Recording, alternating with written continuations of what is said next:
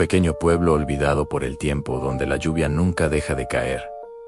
Los vecinos aún hablan en voz baja sobre las noches en que se escuchaban gritos, sin que nadie estuviera allí. Hay asesinos que matan por odio en otros, por placer. Pero hubo uno que lo hacía por algo mucho más profundo y retorcido por miedo. Un miedo atroz a quedarse solo con sus propios pensamientos, a enfrentarse al silencio que habitaba en su mente. Su nombre verdadero se perdió en los archivos polvorientos del tiempo, pero en los reportes policiales, los que lo persiguieron lo apodaron el coleccionista de voces. En esta es una de esas historias que se susurran en las noches de tormenta. Una leyenda urbana que algunos juran que es real. Todo comenzó en 1991, en un pequeño y tranquilo pueblo del sur de Chile, llamado Valle Verde, un lugar donde todos se conocían y las puertas se dejaban sin llave. Pero esa paz estaba a punto de romperse de la manera más macabra posible. Una serie de desapariciones comenzó a inquietar a la comunidad. No eran secuestros comunes, no había peticiones de rescate, no había lógica aparente. Las víctimas eran personas corrientes. Un cartero conocido por su sonrisa, una maestra dedicada, un mecánico de manos ásperas. Simplemente, de un día para otro, dejaban de hablar literalmente. Cuando los encontraban, algunos con vida, otros lamentablemente no. El descubrimiento era escalofriante y desafiaba toda explicación médica. Sus cuerdas vocales habían sido extraídas, pero no de manera brutal, no con la furia de un carnicero. Habían sido extirpadas con una precisión quirúrgica, como si un cirujano fantasma estuviera operando en las sombras. La gente del pueblo empezó a temer, no solo a la muerte, sino al silencio. ¿Qué clase de monstruo no solo te quitaba la vida, sino también el sonido de tu propia voz? El detective Javier Morales, un hombre escéptico y curtido por años de investigación, fue asignado al caso. Durante semanas, Morales se sintió como si estuviera persiguiendo a un fantasma. Las pistas no llevaban a ninguna parte. Los testimonios eran confusos y el miedo paralizaba a los posibles testigos. Siguió callejones sin salida. Interrogó a docenas de personas, pero el asesino parecía invisible. Un espectro que se movía entre ellos sin ser visto. Hasta que un día, un niño, con la inocencia que solo la infancia posee, le dio la primera pieza real del rompecabezas. El pequeño, mientras jugaba cerca del bosque que rodeaba Valle Verde, dijo haber visto un hombre con una caja negra que hablaba sola. Este hombre, según el niño, se dirigía hacia el viejo hospital psiquiátrico abandonado, un lugar del que todos se mantenían alejados, un edificio carcomido por el tiempo y las leyendas oscuras. Esa misma noche, Morales decidió ir solo. No quería arriesgar a nadie más, y en el fondo, una parte de él necesitaba enfrentarse a este mal cara a cara. Armado con su revólver y una linterna cuyo haz de luz temblaba en la oscuridad, se adentró en el bosque. La lluvia había cesado, pero las gotas que caían de los árboles sonaban como pasos a su espalda. Finalmente, entre la maleza y los troncos retorcidos, vio una cabaña que no aparecía en ningún mapa.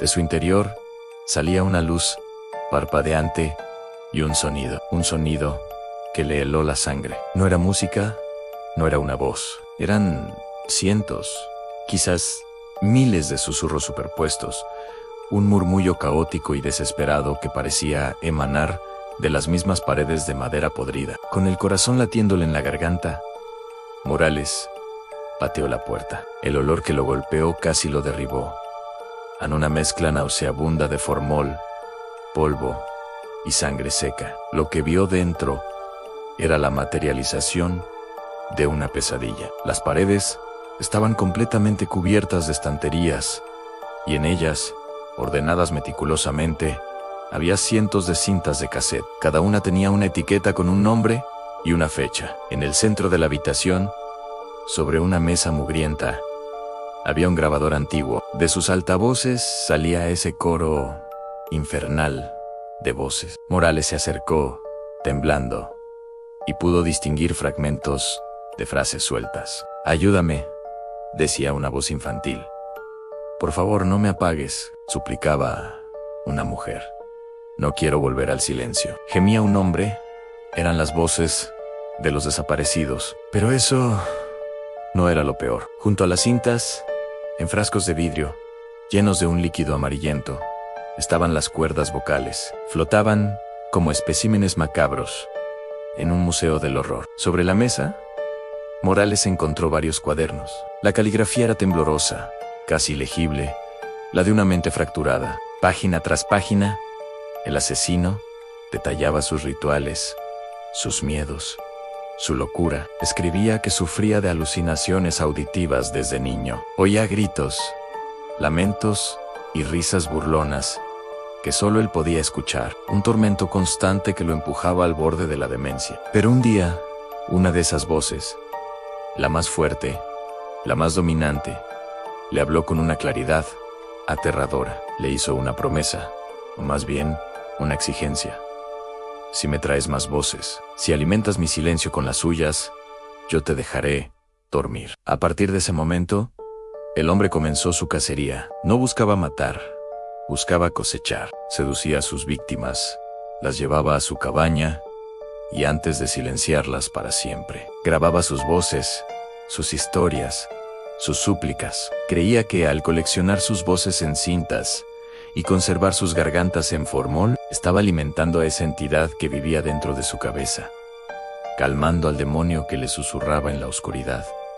Cada cinta era una ofrenda, cada frasco, un trofeo en su guerra personal contra el silencio. Cuando la policía llegó a la cabaña alertada por Morales, la escena los dejó sin palabras. Encontraron evidencia forense que vinculaba al lugar con al menos 9 víctimas confirmadas. El horror era palpable en cada rincón de esa cabaña maldita. Pero el asesino, el coleccionista de voces, no estaba allí. Se había desvanecido, como si la tierra se lo hubiera tragado. Mientras registraban el lugar, uno de los oficiales descubrió una puerta de metal en el sótano, cerrada con pesadas cadenas y un candado oxidado. La forzaron. Dentro, la oscuridad era total, excepto por una pequeña luz roja. Era un altavoz, conectado a una batería de coche vieja. Y de ese altavoz, se repetía en bucle una sola voz. Una voz masculina, débil, pero cargada de una malicia heladora. Decían: «Javier Morales, no debiste venir solo, Morales». Sintió un escalofrío recorrerle la espalda. Se giró instintivamente, con el arma en alto. No había nadie.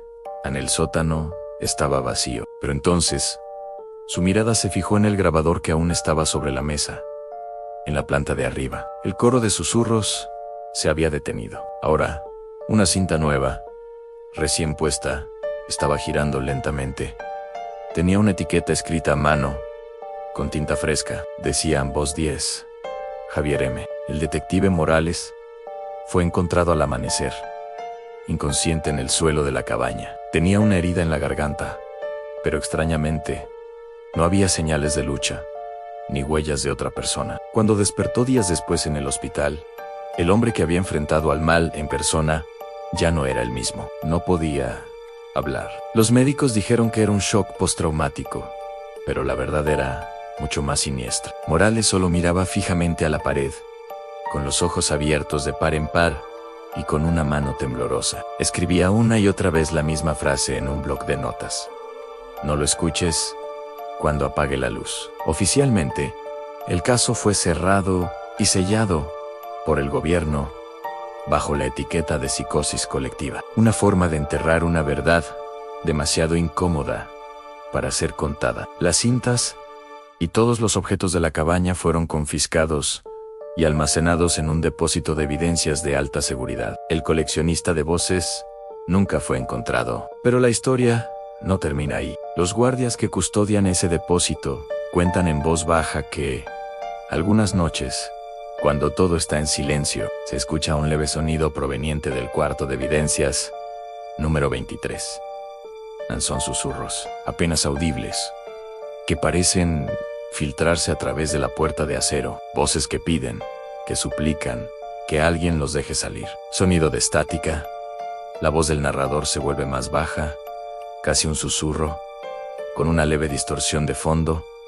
Y aquí viene la parte que transforma la historia en una advertencia. Dicen los que se atreven a hablar de ello, que si alguna vez te encuentras con una de esas cintas originales, si el destino o la mala suerte te lleva a reproducirla, lo primero que oirás no será la voz de una víctima desconocida. Lo primero que oirás, susurrado entre la estática y los lamentos, será tu propio nombre, y justo después escucharás el inconfundible sonido de una caja negra, abriéndose lentamente en la oscuridad, lista para coleccionar una nueva voz. Gracias por acompañarme en este viaje a lo más oscuro de la mente humana. Si te gustan estas historias que te quitan el sueño, no olvides darle like, suscribirte y activar la campanita para no perderte ningún relato. Nos vemos en el siguiente misterio. Dejadme en comentarios qué historia te gustaría oír